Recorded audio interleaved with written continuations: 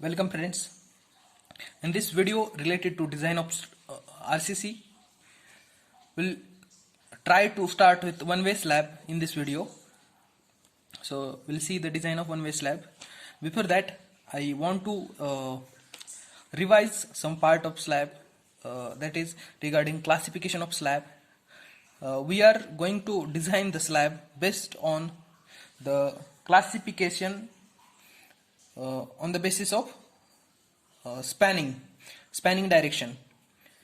When the main reinforcement is in one direction, it is one-way slab, while when the main reinforcement is provided in two orthogonal directions, it is two-way slab.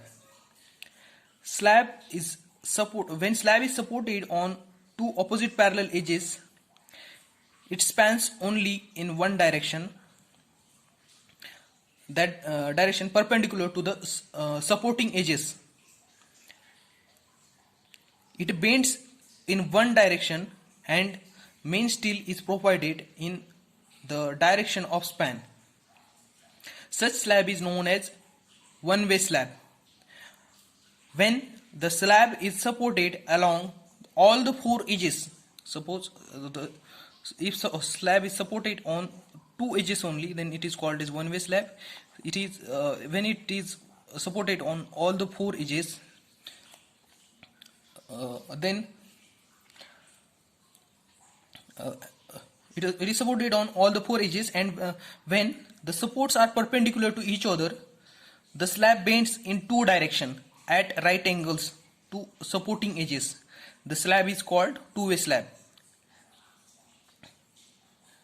In this slab, main reinforcement runs across both the span to resist two-way bending. The two-way bending action is dependent on the ratio of long span Ly to short span Lx. The longer span, which we'll call Ly, and the shorter span, we'll name that span as Lx. In case of rectangular slab supported along all four edges, the two-way bending is predominant only when Ly by Lx is less than 2. Means if Ly by Lx ratio, that is, what is Ly? Long span, and Lx is short span. When Ly by Lx ratio is less than 2, then it is two-way slab. If Ly by Lx ratio is greater than 2, it bends in one direction only. So that will be called as a one-way slab. It bends in the perpendicular direction also, but the bending in other perpendicular direction is very small in the one-way slab. So that's why it is considered one-way slab with one-way bending. It means that there are two types based on spanning of slab. So one-way slab is first one, and the second type is two-way slab. Of course, there are some other subtypes of these slabs based on supporting condition. That is, whether it is simply supported or continuous or cantilever. Based on this also, the slabs are further divided. But we'll see what is the general design method or design steps including the IS code specification for one-way slab. Now here I will tell you the steps one by one. For any design of slab, we need to calculate effective span. We have discussed regarding effective span in the previous video. So the effective span is calculated based on clause number 22.2, page number 34, IS 456. This clauses and page numbers which I am giving in this video, all are from page number IS 456. So please remember this.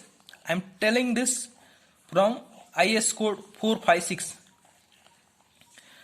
हे सगळे जे page number आहेत किंवा clauses आहेत तर ते IS 456 मधले आहेत. ठीक आहे.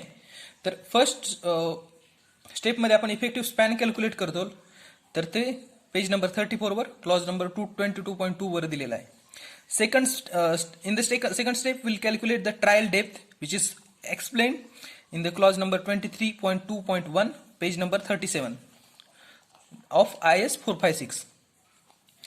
In the after calculating trial depth, we'll calculate the load. So loads are depending upon the dead load, live load, wind load, snow load. Okay, so I have mentioned the IS codes which are giving the unit weights of standard materials. IS 875 part 1 gives the details about dead loads. IS part 2 gives the details about live load or imposed load. IS 875 part 3 gives details of wind load. IS 875 part 4 gives details of snow load. IS 875 part 5 gives loading combinations. This IS 875 part 2, 3, 4 about this, it is mentioned in clause number 19.3 of IS 456 that you can use this for live load, wind load and snow load. And the about first 875 part 1 can be used for dead load. This is explained in the clause number 19.2.1 of IS 456. So that's why we can use this IS codes for RCC design unit loads. Okay, after the and in this step we'll calculate the load for 1 meter width slab. We'll assume the strip of 1 meter and we'll calculate the load for slab. In this slab design, we know that we have selected a span for which the slab is to be designed. So that's why a span is available with us. We have considered the considered the width of slab as 1 meter. So we have second dimension of slab. So 2 dimension out of 3 are available with us. We have to determine depth of slab. Okay, so that is what we are calculating. Now in the next step we'll calculate the design moments, which is mentioned means the clause of 22.5 of page number and page number 35, which is given on page number 35, explains the explains about the values of this moment coefficients, which moment coefficient should be used under certain conditions. So that is explained here in the clause number 22.5, page number 35, IS 456. After that we'll see the next step. In that we have to take a check for depth of slab. In that we'll calculate mu r max, which is equal to ru max bd square. If mu r max means resisting moment is greater than the moment produced due to the loading, then we can say that the section is adequate from bending moment requirement. Okay, after this we'll calculate area of steel in 6th step. So the formula is given. I know you are very well known with this formula. If you have studying this subject, you will came across this formula very in the beginning steps also. So this is area of steel equal to 0.5 FCK upon Fy into bracket 1 minus square root of 1 minus 4.6 mu FCK 1000, that is width of slab, and d square into B into D, means B is 1000 into D, which should be greater than AST minimum. Okay, so what is AST minimum? It is 0.12% BD. Here D is capital, that is overall depth, for HYSD bar, means torch steel, which is 415 or 500, and minimum steel is 0.15% of BD for mild steel, that is 250 bar, Fe 250 bar. And for spacing requirement of this main steel, we have one formula. It is also provided, this information is also provided on in the IS code. As these formulas are very easy to remember, so that's why I will not mention the page number. If you require, I will mention it in the next video.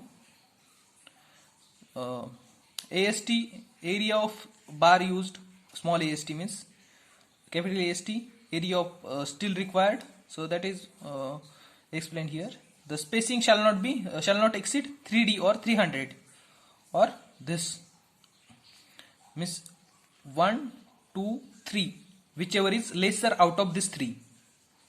Whichever is lesser out of this 3, we will take for design. Whichever is lesser out of this, which will take it for design. This is regarding spacing of main steel. Now the seventh step will be check for deflection. In that we'll calculate the percentage of steel. PT means percentage of steel, here percentage. So we calculate that. The here description is written here. AST, what is AST? Calculate the steel stress Fs equal to 0.58 Fy into AST required by AST provided. Check PT required should be less than PT assumed. Okay. After that, we'll calculate the distribution steel. Distribution steel is calculated by using these formulas. AST equal to 12 divided by, likewise,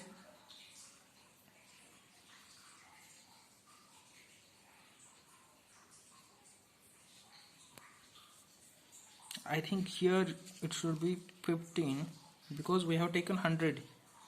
Okay, so this is for distribution steel, and this is for spacing of distribution steel. The spacing which is calculated by formula, then 5D and 450, whichever is lesser out of these 3. या तिन्ही आपण जे फॉर्म्युलाने calculate करणार आहेत ते किंवा हे हा किंवा हे जे कोणतं लेस असेल ते आपण स्पेसिंग म्हणून डिस्ट्रीब्यूशन स्टील साठी यूज करणार. त्यानंतर आपण शिअरचा चेक घेतो. शिअरच्या चेक मध्ये जे शिअर चेक कसा काढायचा त्याचं प्रोसिजर मी इथे तुम्हाला मेन्शन केलेलं आहे. व्हीयू मॅक्स काढतो आपण. त्याच्यानंतर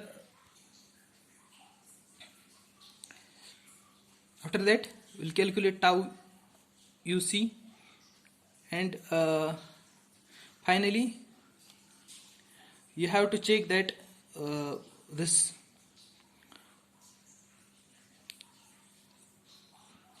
slab is safe in what you call shear. Okay, so we'll see this in the problem in the detail, and in the last step the check for development length is calculated. So there are different formulas for development length according to the what you call slab condition, supporting condition. So that's why we'll see that in the example itself. So these are the steps for design of one-way slab. So we'll try to solve one numerical related to one-way slab in the next video. Thank you.